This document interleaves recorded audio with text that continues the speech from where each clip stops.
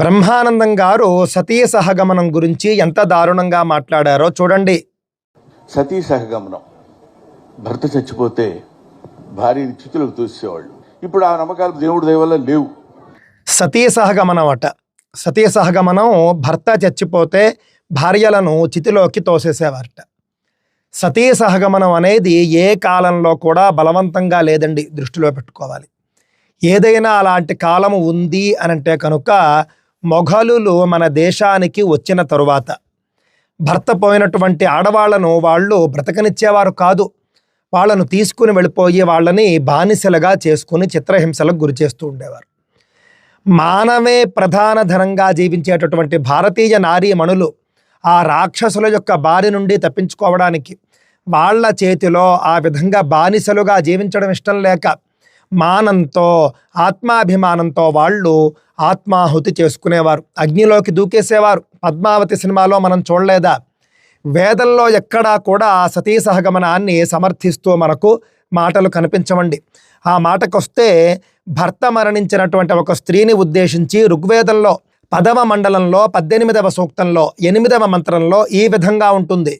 ఉదీర్ష్పనార్యభిజీవలోకం అని ఆ మంత్రం ప్రారంభమవుతుంది. ఆ మంత్రార్థం ఏమిటి?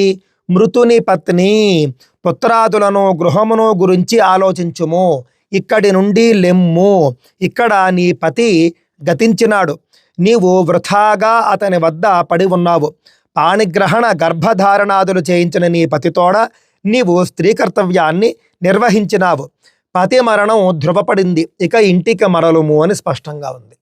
ఒకవేళ వేదం సతీ సహగమనాన్ని ప్రోత్సహిస్తే కనుక ఇంకా ఎంతసేపు ఏడుస్తావు, చితిలోకి దూకేయని వేదమంత్రం ఉండాలి. అలా లేదండి. ఋగ్వేదంలోనే అందరూ అంగీకరించేటటువంటి ఋగ్వేదంలోనే మరణించినటువంటి భర్తతో నీ సంబంధం పూర్తయింది కదా, ఇంకా నీ యొక్క కార్యాచరణ పూర్తయింది, ఇక ఏడవడం మాని ఇంటికి మరలి పొమ్ము అని చెప్పేసి వేదం బోధిస్తూ ఉన్నది. ఇలాంటి గొప్ప గొప్ప ఉపదేశాలు మనకు వేదంలో కనిపిస్తాయి. సతీ సహగమనం అనేది సనాతన ధర్మంలో ఎప్పుడూ కూడా బలవంతంగా చేయలేదండి.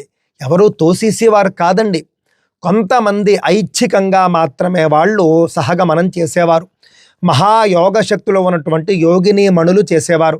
ఆ తరువాత ఆత్మాభిమానం కలిగినటువంటి భారతీయ నారీమణులు ఆధునిక కాలంలో చేశారు. నిజాలు తెలుసుకుని మాట్లాడండి దయచేసి.